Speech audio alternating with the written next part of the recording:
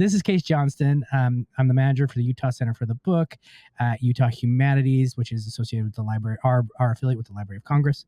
Today, we are interviewing Daria Peoples, and Daria will be joining us in Cedar City for 3 events on October 19th, 2024, as part of the inaugural Southern Utah Book Festival, which is in part of the Utah Humanities Book Festival. And we're so glad to have Daria on our podcast today, and also to have her come visit us in Utah in the middle of next month, middle of October. It's coming really, really fast. I am going to read part of Daria's bio from her website, and then we will talk about what events are coming in October, and then just talk about writing and books and everything wonderful that our author today does. Daria earned a BA in English from UC Santa Barbara, where she found herself shelving books in the library once again because the bio talks about that previously, reading writings of many notable authors. After earning a master's in education and 10 years of teaching, Daria became a full-time author and illustrator. Daria lives in Las Vegas, Nevada with her family. Daria's debut picture book, This Is It, was published with Green Willow HarperCollins in 2018, and I Got Next to July 2019. Daria is also the illustrator of Gloria Takes a Stand by Jessica M. Rinker, a picture book biography about the life and work of Gloria Steinem. And Daria, you have another book out that we were just talking about. Would you want to, bring that up and maybe give us a little bit of an excerpt from it? Yes, this is America, My Love, America, My Heart. And I wrote this book probably right before 2019. I'll read a little excerpt from it. Do you love me when I stand? Stand in, stand up, stand out. Do you love my yes? Do you love my no? When I shrug my shoulders, no say, no pas connaît. I don't know. How long will it be? How long will it take? How long must I wait for you to love me from sea to shining sea? What you so much. Can you give us some more background on the book, and maybe even a summary of it and where it came from, and what is the, like, you've been to graduate school. It's like, what is the aboutness of the book? Because as a writer, it's like, tell me what the book's about. That's like the worst question in the entire world. It's like you can't really pin it down. But what is the aboutness of this book? And the summary of it, somewhat. So after you mentioned my first 2 books, This Is It and I Got Next. And after those 2 books, I did Gloria Takes a Stand. Mhm. Actually, between those 2 books, I did Gloria Takes a Stand. And it's on the life and work of Gloria Steinem. And I did not know much about Gloria Steinem when I received the opportunity for the project. But as I learned about her work, I saw how much of it was aligned with what I feel like my purpose is, which is activism. I think my lane is activism through creativity, and specifically with the heart of children on my mind. So I didn't really know what I was doing. I actually published This Is It and I Got Next, and I tapped into something, but I wasn't quite sure how to recreate that. This Is It is inspired by my daughter's love of dance, and I played basketball. My son plays basketball. Um, I Got Next was kind of inspired by that. And so I was looking for these things outside of me to inspire my work.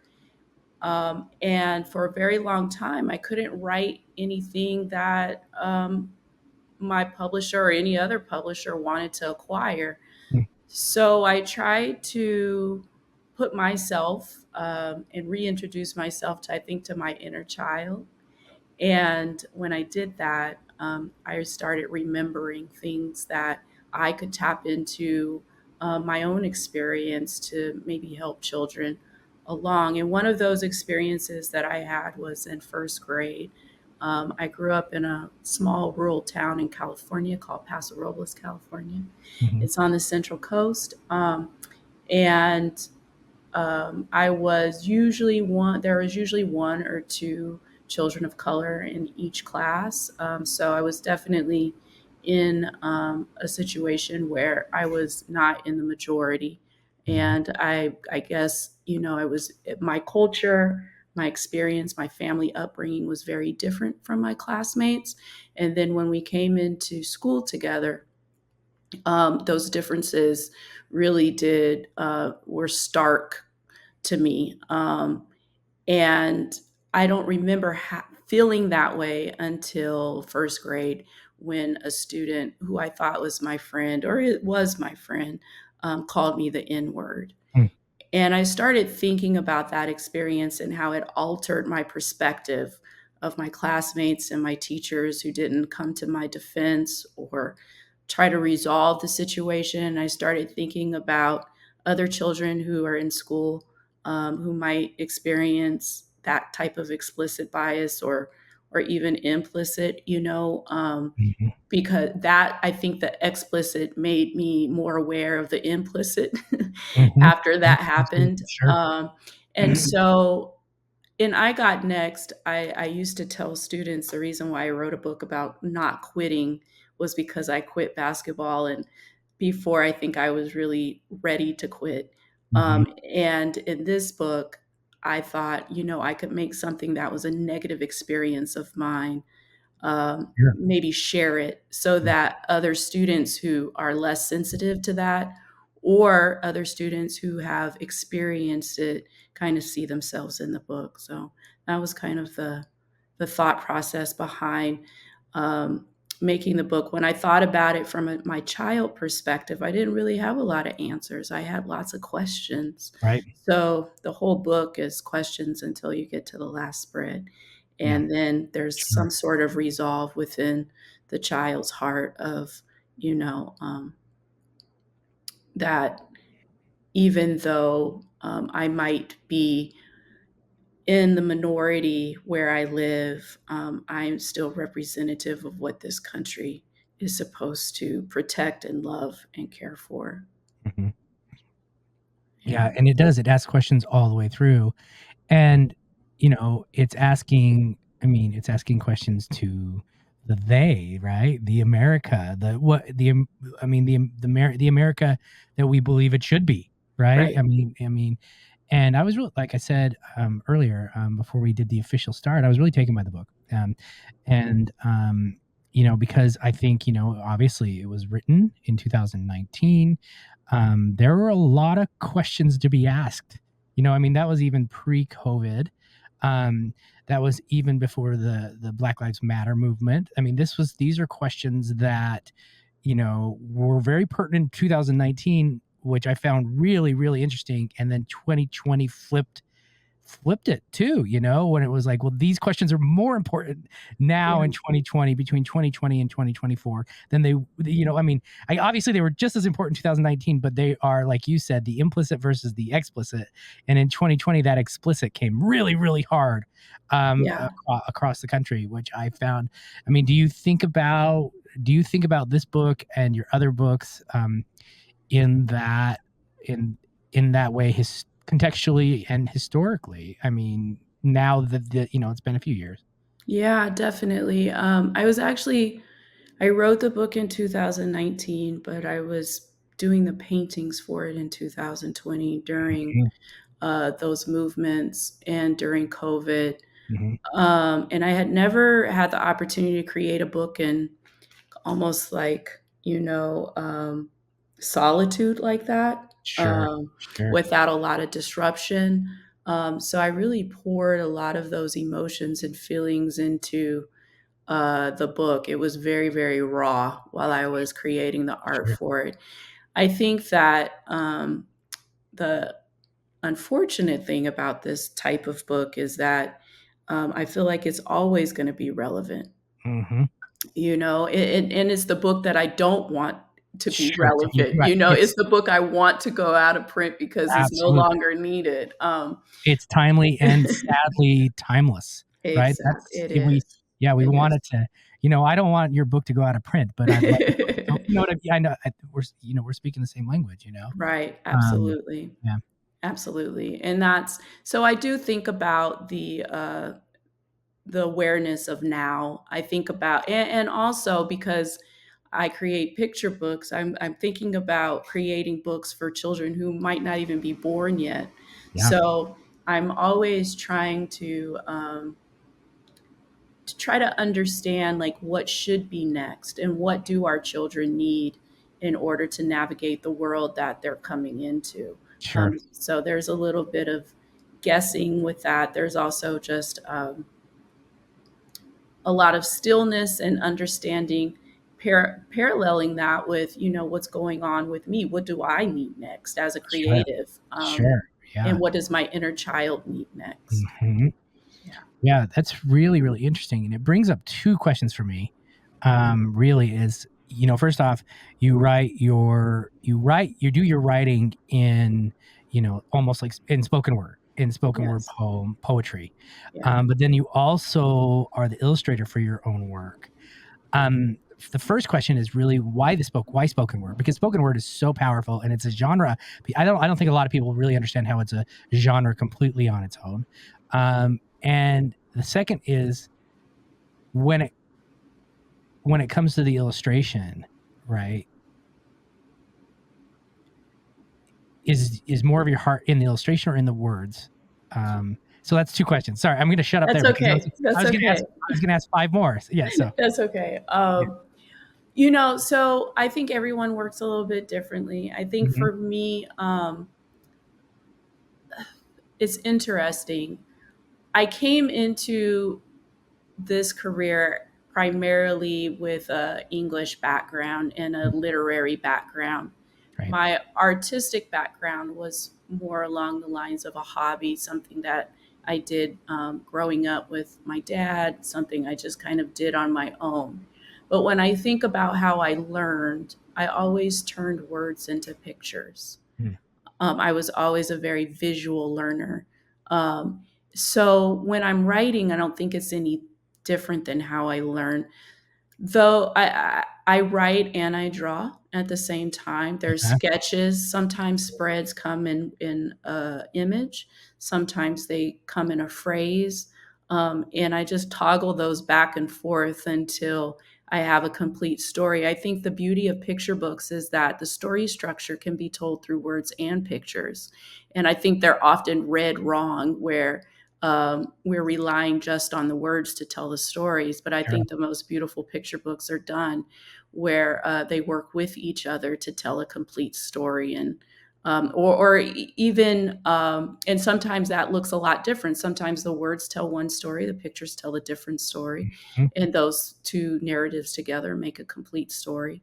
Yeah. um, and I think also, I think about the child who may not have a caregiver who's reading the book to them. I want my pictures to tell a story all on their own so that they can create a narrative from the pictures that they're reading from page to page, because that's every child's first language or pictures, regardless of what their native language is, their spoken language. Um, every child has the ability to read pictures. So that's my first and foremost thought. Um, a lot of times I might get a few words down and then put that away and then illustrate it by sketching, just really rough sketches, the entire Mhm. story to see if there's something I'm missing in the narrative that I want to include. And it just kind of goes back and forth and toggles that Yeah. way. So it's really more organic than writing it completely and then sketching based on the words. That's interesting. I cannot draw to save my life. Um, so I can't imagine being in that space where you have both the visual and the literary going on at the same time. And that's probably the reason why the books are so beautiful, because we've got all of that going on and there's no separation between both creation, but both sides of the creation, or maybe there's just one creation, which makes a lot of sense. Yeah, and I got next. I've got that on order, so I will bring that to Cedar City in October for you to sign, of course. Perfect. And that's what I want to get for my son, and I haven't gotten it yet because he's doing the mountain biking stuff, and he's had some falls, literal Yeah. falls, and he's gotten back up, and so it's a book that I want to bring to him. So let's get back. This goes back to what you said very much earlier on in the podcast about 18 minutes and 11 seconds ago, that a lot of your work is for activism, right? So the art, the words, and on October 19th, Daria will be doing 3 different workshops slash some drawing, some workshops, some discussion, some panels. And the first one really goes back to what Daria mentioned at the beginning of this conversation: picture books for a better tomorrow. This is going to it's titled as author illustrator Daria Peoples discusses her books as agents of change. And so can you give us a bit of kind of a glimpse into what that chat will be, and kind of more of why, right? Yeah, for sure. I think that I think that art is a very powerful tool, and I want to talk about how even as a child we can have that audacity because to actually it begins as a child to have the audacity to look at the world and ask questions about its injustices. And I Mm-hmm. think that that is something that's on the heart of children. um, and I think my role as a creator and as an advocate for children is to kind of stand in that gap and kind of bring the adults along into those conversations to Sure. have with children who are not um, afraid of asking hard questions. I think that the way that they see the world is a beautiful perspective to how we need to remember how to see the world. Mm-hmm. And so I will be covering another book I'll be talking about is actually my newest author illustrated book, Hello, Mr. Blue, Mm-hmm. which talks about an unhoused musician and a little girl's experience with meeting him for the first time.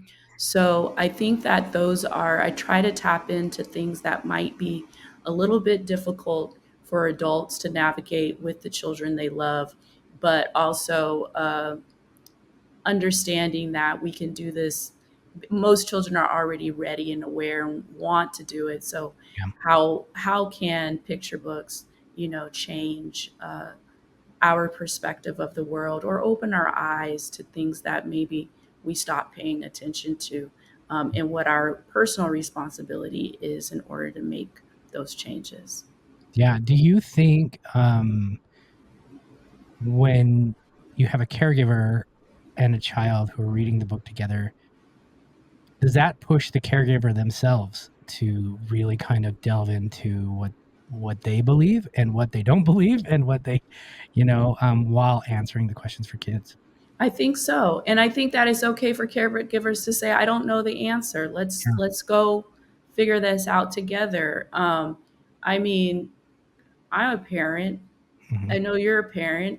Mm-hmm. We don't really know what we're doing. We're figuring it out Yeah, as we go, right? absolutely. So, and I think that these stories can help us um, do that. I think that there's a lot of books, just not mine, that can help us navigate those questions. And I also don't see anything wrong with meeting your child where they are Yeah. with the story, and allowing them to guide those conversations. Sure.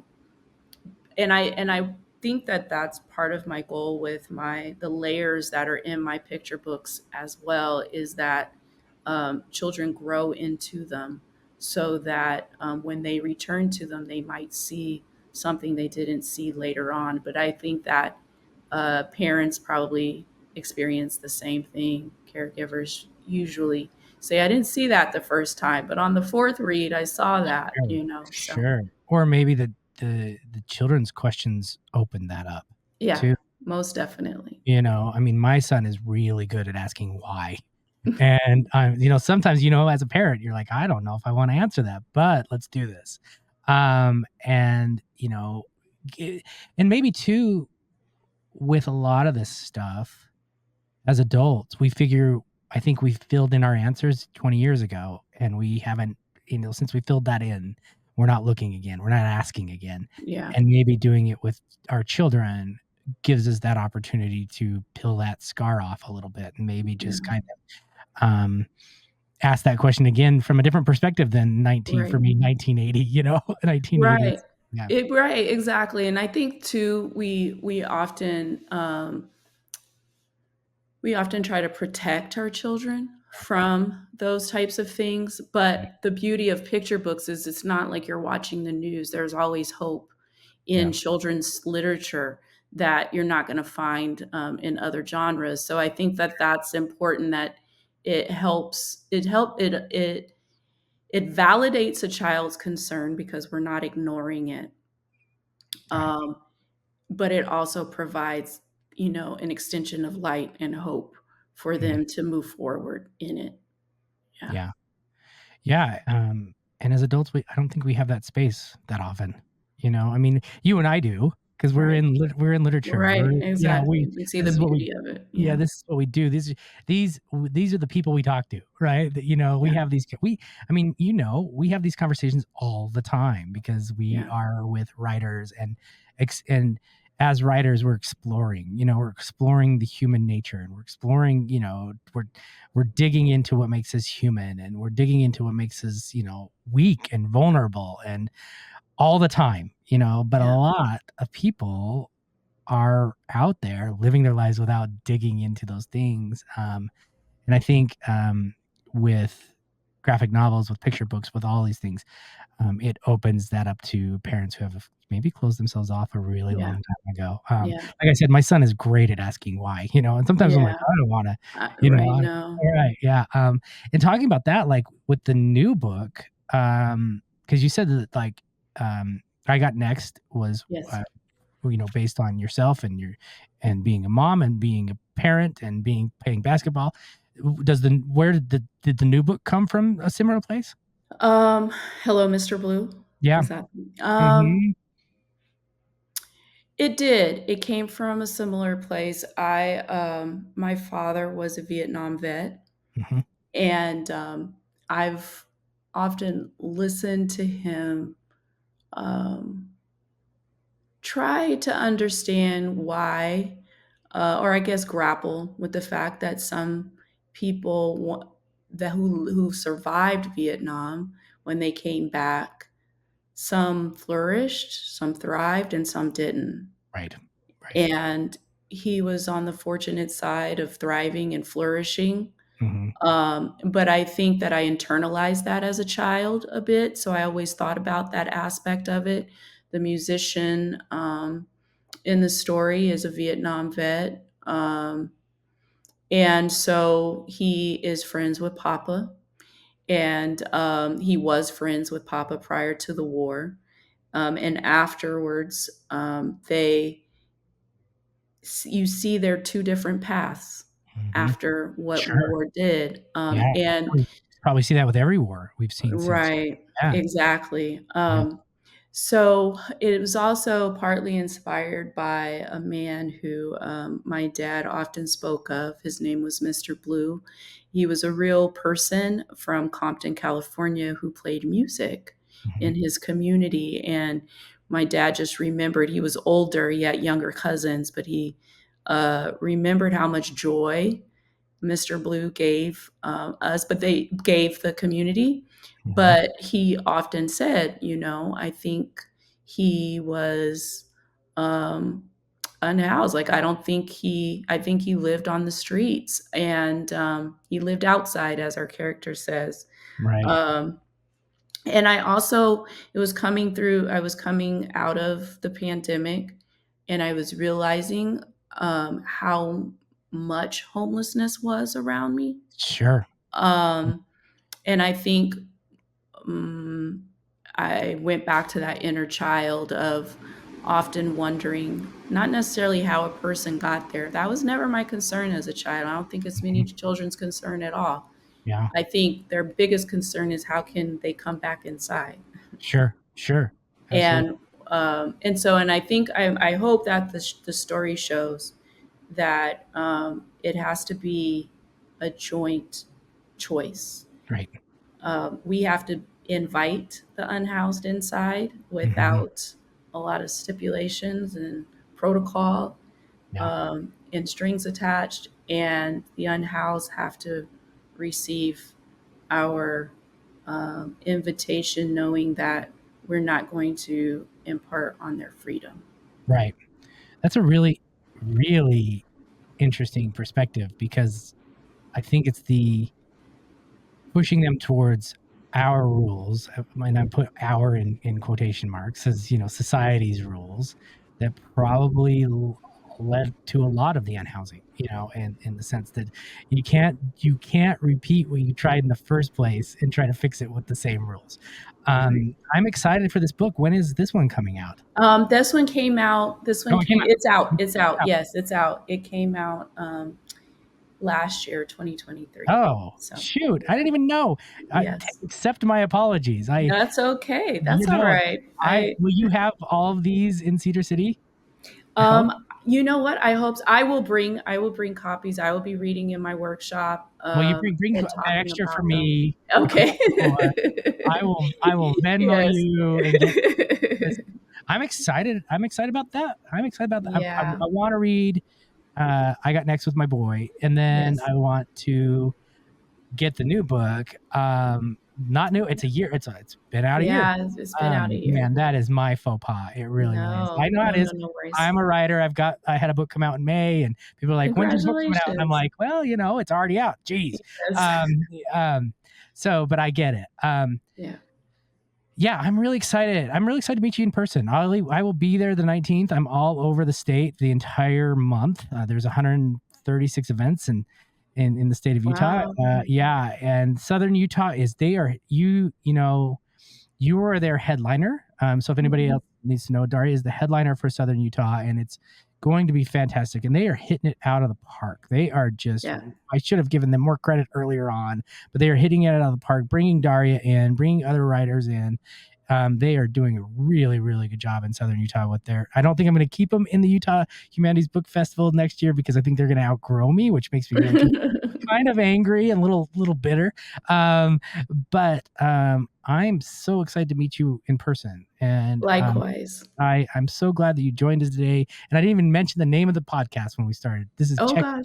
I know this is Yeah. your Utah Humanities Check Your Shelves podcast. And today, I think we could have talked another hour. I really Yeah, think we could have probably. talked. I really think so.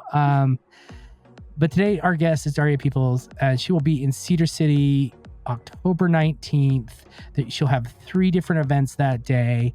Please come to Cedar City for the Southern Humanities Book Festival, associated with, of course, our Utah Humanities Book Festival. And she's bringing me books specifically. Your personal shelf, your personal shelves and library. Yes, of course. I locked that in, didn't I? Did I lock it in? Yes, I you think I did. did. You did. Okay, Yeah, good. good Because I job. Good want, job. I want these books. Going back to the very beginning, the world needs these books, and thank you for writing them, and thank you for drawing them. Lots of times I talk to writers who are just writers like me, and we're not illustrators, but you're right. The illustrations are just so important, and they almost serve, like you talked about, they almost serve like dramatic irony. They're doing something else in the back where the words might be speaking something differently. And thank you for writing these books, and thank you for joining us today, and thank you for joining us in October. Utah and the Utah Humanities is we feel really privileged to have you.